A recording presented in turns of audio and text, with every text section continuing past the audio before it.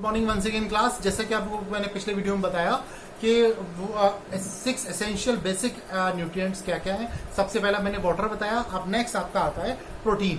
Protein आपकी body के लिए बहुत जरूरी न्यूट्रिएंट्स है और आपकी बॉडी को, मसल्स को एनर्जी प्रोवाइड करने में प्रोटीन का बहुत बड़ा रोल होता है। आप प्रोटीन जस्ट लाइक अ बिल्डिंग ब्लॉक्स आपकी मसल्स के टिश्यूज को डेवलप करता है, उनको इंक्रीज करता है, आपकी बॉडी को एनर्जी प्रोवाइड करता है और आपकी बॉडी को स्ट्रांग बनाता है। प्रोटीन सिर्फ मसल्स के लिए, आपकी बोन्स के लिए और आपकी टेंडन जो मैंने बोला एक वर्ड है टेंडन वो चीज होती है जो आपकी मसल्स को आपकी बोन से अटैच करती है, जोड़ती है।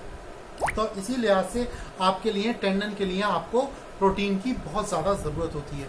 तो आपको प्रोटीन की कमी से बहुत सारी प्रॉब्लम्स भी क्रिएट होती हैं। जैसे आपका विजन जो है वो कमज़ोर होने लगता है, आपके बाल झड़ने लगते हैं। शुरुआती तौर पर प्रोटीन की कमी से जो है आपको बाल झड़ना शुरू हो जाते हैं। लोग समझते हैं रूसी की वजह से दिक्कत होती है, लेकिन ऐसा नहीं है। आपको प्रोटीन की कमी से भी आपके बॉडी से जो है, आपके सिर से जो है बाल जो है वो झड़ने लगते हैं। इसके बाद आता है प्रोटीन कैसे लिया जाए, प्रोटीन कितना लिया जाना चाहिए। आपका जितना बॉडी वेट है, अगर आप एक नॉर्मल पर्सन ज़्यादा फिजिकल एक्टिविटीज़ नहीं कर रहे हैं और आज के दौर में तो ज़्यादातर फिजिकल एक्टिविटीज़ आपकी नहीं हो पा रही होगी, तो आपको जितना आपका बॉडी वेट है उतने ग्राम आपको प्रोटीन की ज़रूरत होती है। सबसे पहले आप समझ लीजिए कि आपका 70 kg बॉडी वेट है तो आपको 70 ग्राम प्रोटीन की ज़रूरत होती है। 70 ग्राम प्रोटीन। अगर आप फिजिकल एक्टिविटीज़ ज़्यादा करते हैं, एथलीट हैं, बहुत ज़्यादा खेलते हैं, ग्रोथ पर हैं, तो आपको जस्ट डबल इसका चाहिए होगा। जैसे 70 kg बॉडी वेट है, 70 × 2 यानी 140 ग्राम आपको प्रोटीन चाहिए। जितने केजी वेट होता है उतने ही ग्राम आपको प्रोटीन चाहिए होता है। तो अगर आप फिजिकल एक्टिविटीज ज़्यादा करते हैं, एथलीट है, तो आपको जो है इसका डबल, आपका बॉडी वेट 70 kg है, 70 × 140 ग्राम आपको प्रोटीन ज़्यादा चाहिए। प्रोटीन की कमी से जो हार्मफुल इफेक्ट्स हैं मैंने आपको बता दिए। अब इसके बाद आता है आपका कार्बोहाइड्रेट जो है आपको इंस्टेंट एनर्जी प्रोवाइड करता है, एनर्जी देता है। और जो मैंने पिछली बार आपको बताया, पहले आपको बताया प्रोटीन, तो प्रोटीन को आपकी मसल्स तक पहुंचाने में कार्बोहाइड्रेट का बहुत बड़ा रोल होता है। प्रोटीन आप डायरेक्ट ऐसे नहीं ले सकते, आपको कार्बोहाइड्रेट की सपोर्ट से लेना होता है ताकि वो आपकी बॉडी में प्रोटीन को पहुंचा सके जहां जहां प्रोटीन की जरूरत है। तो ये कार्बोहाइड्रेट जो है ट्रांसपोर्टेशन का काम करता है। कार्बोहाइड्रेट किन चीज़ों में पाया जाता है? अब जैसे मैंने आपको प्रोटीन नहीं बताया किन किन चीज़ों में प्रोटीन, अगर आप वेजिटेरियन है तो आपको दाल में, सोयाबीन में, तो और जो आपका पनीर है, डेयरी प्रोडक्ट्स है, उसमें आपको प्रोटीन आराम से मिल जाएगा। और अगर आप नॉन वेजिटेरियन है तो एग में, चिकन में और मीट में आपको प्रोटीन आराम से मिलता है, आप उसको ले सकते हो। और उसके बाद जो है अगर आपको कार्बोहाइड्रेट की बात करें तो कार्बोहाइड्रेट आपको अगर वेजिटेबल देखा जाए तो पोटैटो में सबसे ज़्यादा कार्बोहाइड्रेट होता है, दही में सबसे ज़्यादा कार्बोहाइड्रेट होता है, बनाना में, फ्रूट्स में अगर देखें तो बनाना आपका कार्ब रिच फूड होता है, इंस्टेंट आपको कार्बोहाइड्रेट प्रोवाइड करता है। जैसे खेल के दौरान बीच में ब्रेक होता है तो आपको केला दिया जाता है ताकि आपको इंस्टेंट एनर्जी दी जाए। और कार्बोहाइड्रेट आपकी बॉडी में बहुत जल्दी एनर्जी प्रोवाइड करता है। तो कार्बोहाइड्रेट प्रोटीन के लिए एज अ ट्रांसपोर्टेशन का रोल अदा करता है। ठीक है, तो उसके बाद आता है आपका प्रोटीन मैंने बताया, कार्बोहाइड्रेट मैंने बताया, इसके बाद आया फैट के लिए हम लोग बहुत सारी हमारे मिसकॉन्सेप्शंस क्रिएट हो जाते हैं। फैट हमारे लिए हार्मफुल होता है और फैट हमारे लिए बहुत सारे नुकसान क्रिएट करता है, तो ऐसा नहीं है। फैट जो है आपके लिए ज़रूरी नहीं है कि सारे नुकसान ठीक करता हो। फैट आपके लिए बहुत ज़्यादा बेनिफिशियल भी होता है। फैट दो तरीके का होता है, एक होता है हाई डेंसिटी लीफोप्रोटीन और एक होता है आपका लो डेंसिटी लीफोप्रोटीन।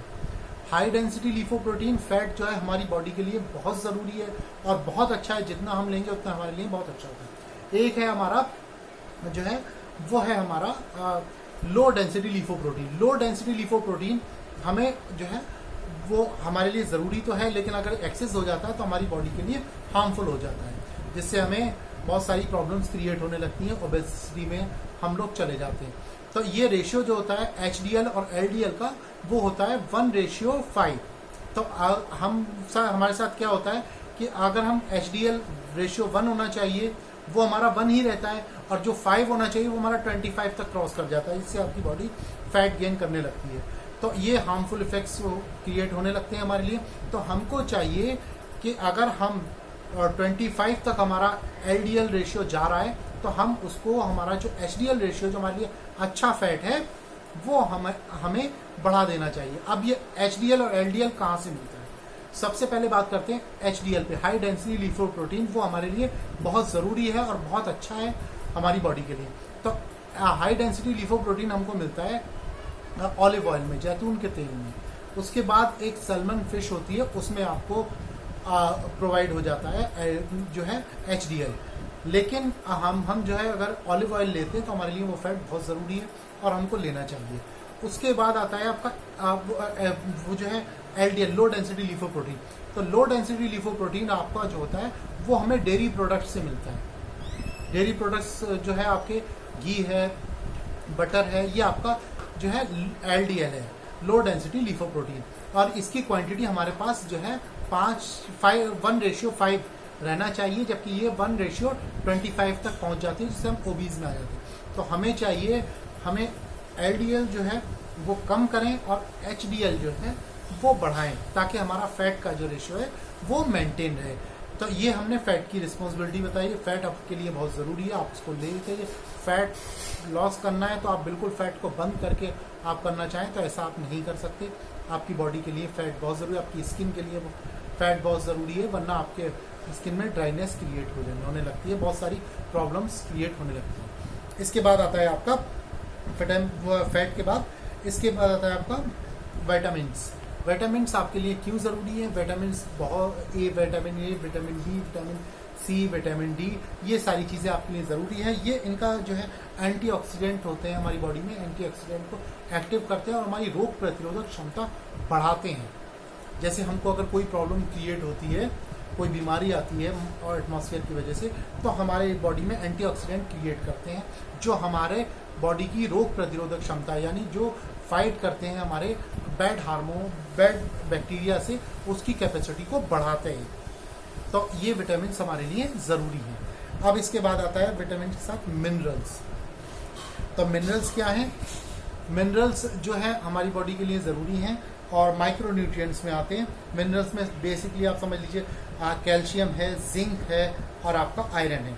कैल्शियम हमारी बोन्स के लिए बहुत ज़रूरी है, हमारी बोन्स के स्ट्रॉन्ग करने के लिए कैल्शियम बहुत ज़रूरी है। एक पर्सन को आपकी बॉडी में 20% कैल्शियम की ज़रूरत होती है आपके फूड में, और फीमेल पर्सन को जो है 25% कैल्शियम की ज़रूरत होती है, क्योंकि उनकी बॉडी कैल्शियम रिलीज बहुत ज़्यादा करती है।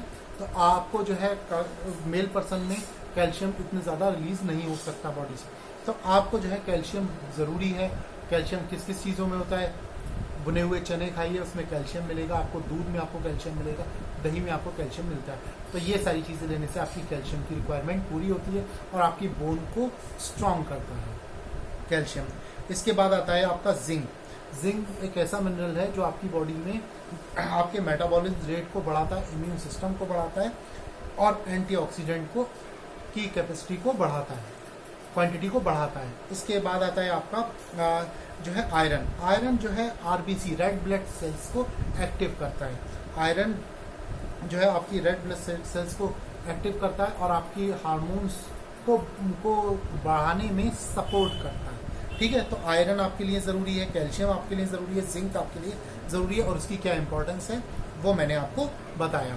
तो मैंने आपको बेसिक न्यूट्रिएंट्स बताए। सबसे पहला water, second protein, third carbohydrate, fourth fat, fifth is minerals and last is vitamins. तो ये सारे आपकी बॉडी के लिए बहुत ज़रूरी हैं। इनको किस किस क्वांटिटी में कैसे कैसे लेना है, किन किन चीज़ों में अवेलेबल है, वो आपके लिए आपको देखना है, इसको और समझना है। इसके बाद मैं आपको एक वीडियो और डालूंगा, तो उसको आप समझिए कि वो किन किन चीज़ों में प्रोवाइड होता है, पाया जाता है, और आप इसको किस तरीके से ले सकते हैं।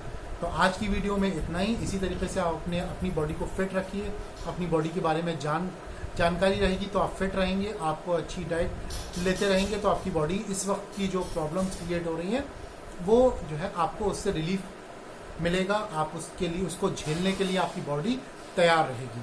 ठीक है, आज की वीडियो में इतना ही। नेक्स्ट क्लास में मैं आपको नेक्स्ट टॉपिक शेयर करूंगा, नेक्स्ट टॉपिक्स के बारे में बताऊंगा। Thank you and have a nice day, stay safe.